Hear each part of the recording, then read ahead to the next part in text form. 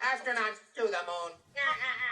10, 9, ignition sequence start. 6, 5, 4, 3, 2. Welcome to reality.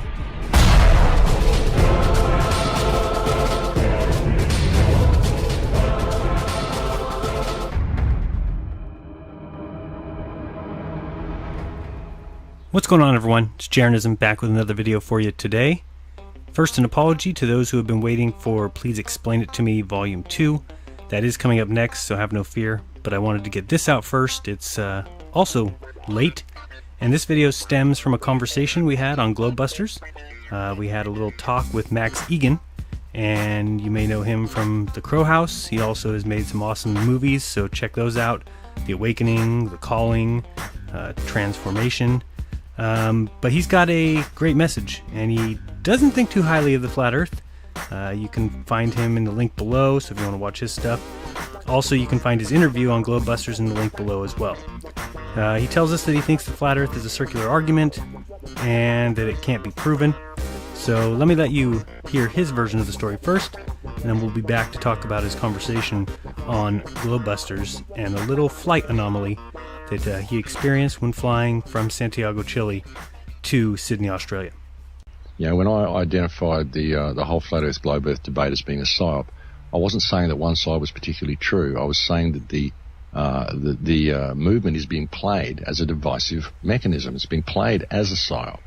You know, it's a psychological operation. It's being used to divide the community. And if you just look at what this movement has done, it's at loggerheads. It's put everybody at loggerheads with each other, because you've got two sides stating an absolute. And everybody's arguing, if you listen to the Flat Earthers and Globe Earthers talking to each other, each one of them is saying, you can't prove the Earth's flat, and the Globe Earthers are saying, prove the globe. That's their whole baseline when it comes down to it, is prove the globe. Yeah. And ultimately, there are 5 models that are put forth for this Earth, and not one of them can adequately explain reality, not yet. You know, the jury's still out as far as I'm concerned. And I get accused of people put out videos saying Max Egan lying shill for the ball Earth, because I don't agree that the Earth is flat, because I'm not able to take a position, because as far as I'm concerned, the jury's still out on all the models. There isn't one model, like I said, that explains reality adequately, and no model that answers all of the things that are here. So why am I expected to take a position, and why am I accused of having a position simply because I won't take on someone else's belief system? You know what I'm saying? So you get involved in this circular paradoxical argument. It's an argument that's completely paradoxical, and you can't ever win the argument. No one can win from either side, because each side is demanding absolutes when there are no absolutes. So he sees it as a psyop. He says it's a paradoxical argument, but he also noticed something very interesting on his recent flight from Santiago, Chile to Sydney, Australia. First off, he did show us that the flight exists, so we thank him for that. And second, he showed us a rather interesting anomaly that perhaps is a significant detail in the entire globe versus flat debate. So let's pick up the conversation that was on Globebusters and see what he's got to say and what his video shows. Actually share something else with you regarding that flight, which I found unusual, which I'm sure you will get something of interest from. And I don't know what it means, but this is what happened. Someone said to me, make sure you take your compass next time. So I did. I took a compass with me. I have a very good compass. I could turn my camera on and show it to you if you want. I could actually show you the video of this little particular section of the flight if you want it. And I was about maybe more, 5, 6, 7 hours, 8, I don't know, a fair bit in the flight. I've been asleep for about 5 hours, and I woke up and I'm quite groggy. It was daylight all the way back, flying all the way back from South America. It was daylight. If you look at the map, you take a southwestern route, then you go west, and you take a northwestern route as you come back up to Sydney from when you cross over just before you get to New Zealand. You sort of start going north again, northwest. So as we look at the Great Circle route that you would take going from Chile, Santiago, Chile, across the Pacific Ocean all the way to Sydney, Australia, you would take this route, which is exactly as he said. You would start out first going south or southwest, and then you would take a little portion of it going west, and then you would go northwest. So that would be the lineup. I was looking at their compass, and their compass at one particular point was reading northwest, and my compass was reading west-southwest. and my compass stayed reading west-southwest for the entire journey. Well, the entire journey that I was awake anyway. So just to kind of show what he was saying, he said every time he checked his compass, he was getting a southwest reading, which a flat earth would show. And on the on-screen video display on the back seat of the seat in front of him was showing a northwest, as the globe would show. He had been asleep for 5 hours, he said, but when he woke up, the plane was showing the portion of the trip as northwest, but his compass was showing a different reading of southwest. He also claimed that his compass remained in the southwest position for the entire remainder of his flight, and then he went home and checked the compass against many others, a digital compass and another compass, and said his compass was working fine. So we'll listen to the rest of this and watch the video of him showing us exactly what anomaly he found.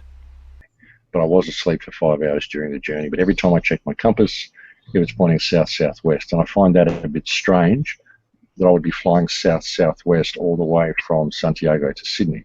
It didn't really make a lot of sense to me. So that's a weird thing. Whether there's some weird electromagnetic interference in the plane that's causing my compass to do weird things, I don't know. But I took the compass. I took a little video of the compass on the screen, and I compared it with my compass sitting on the table, pointing directly straight ahead to the nose of the plane, and I was getting a different reading. So that's something that may interest you. Well, that's amazing, Max. I mean, if you look at the Gleason's map, if you were traveling, you would be going west-southwest the entire way. So, I mean, those are the kind of things that are important because they are not possible on a globe. And so these are the kind of things, when you say it's not provable, you just kind of proved it. That something is wrong. No, I didn't prove anything. What I offered you was an interesting piece of information. Right. It should be put Okay. Right. Which we will add to our preponderance of evidence, and that's beautiful, and we appreciate that. I can actually play, and for people out there that are saying, "What are you saying this for, Max?" Can you turn my screen on? Would you like me to share that particular video with you? I would love it. The next 2 or 3 minutes of this video were us trying to get Max to share his screen. So again, if you want to see the entire interview and this 3 minutes of downtime, you can click the link below. Otherwise, we're fast forwarding to when he finally got his video showing for everyone in the Hangout. So here you go. Play the video now. Tell me if you can see this, okay? When it gives you a bunch of options, click the entire screen button. Do you see one that says Full screen. Yeah, full screen, then click OK. And then try playing it so you can see it and we'll be able to see it. Can you see now? Let's see. Can you see? Yeah, folks, I've been asleep for about 5 hours. There you go. We got it. We're now, as you can see,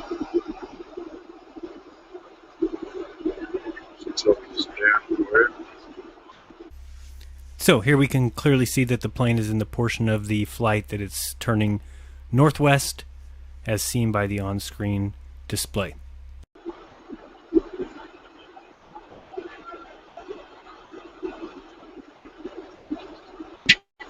daylight all the way.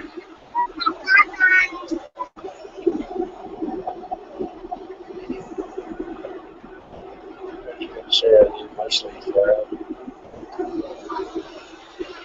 Here's the problem.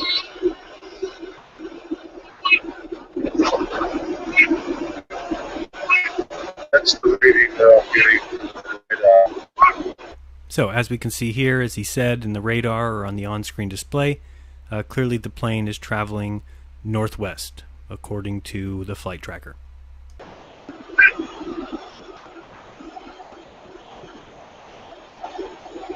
getting a different reading from my compass. Most business compass around.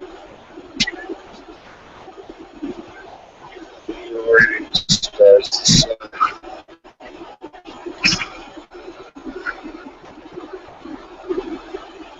So they're giving me a reading of northwest. They're giving me a map direction of northwest. But on my compass, I'm getting a reading to southwest. So as you can see, the compass is clearly showing southwest or west-southwest, and the on-screen display is showing it is going northwest. Quite a large anomaly. So let's do that again.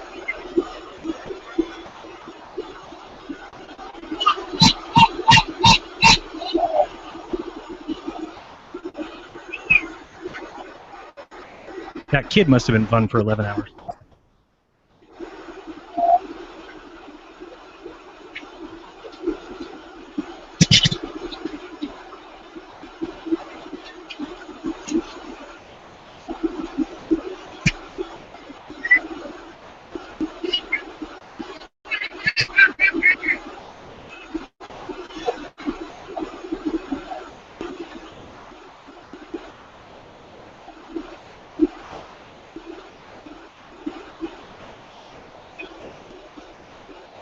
Yeah, I'm actually looking at that on the Gleason's map, and that would tend to agree with the flat Earth map. Max's compass readings, wouldn't it, Jaron? Yeah, I mean, it definitely would be a southwest from Santiago to Auckland, or that would be southwest pretty much the whole time. Interesting. And that's what Interesting. I keep going back to, is that a whole idea of a great circle. They say you have to travel in that kind of a arc path, which is just not true. You could draw a straight line between Auckland and New Zealand and travel the straight line. So there you go. Well, thank you for that, Max. Thank you for that. Not a problem. That, How do I screen sharing? I'll stop. Okay, Okay. you're off. That's So, interesting. So you see, I'm open to things, you know. But that's interesting. Yeah. I found that interesting discrepancy. What caused it? I don't know. Is there a problem with my compass? I don't know. I spin it around. It looked all right. I don't know. I checked it with another compass when I go home. It looked good. I checked it with a digital compass. It looked good. I don't know. That's what it gave me. So that's something Okay. interesting. it is. It's very interesting because, you know, when you look at it on the Gleason's map, it would tend to agree with the flat Earth model. Now, are we going to say that's conclusive? Nope, but it's an interesting tidbit for sure. Very interesting to see that. The flight from Sydney to Santiago is 11.5 hours. The flight back is around about 14.5 because you're accounting for headwind.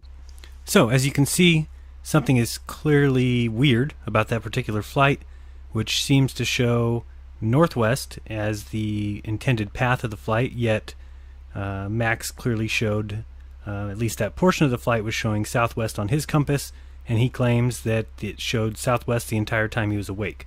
Let me show you a flat Earth map so you can get an idea of why that's a big deal. Now, as you heard Bob say, this is not necessarily proof, it's just something that's very interesting and worth mentioning.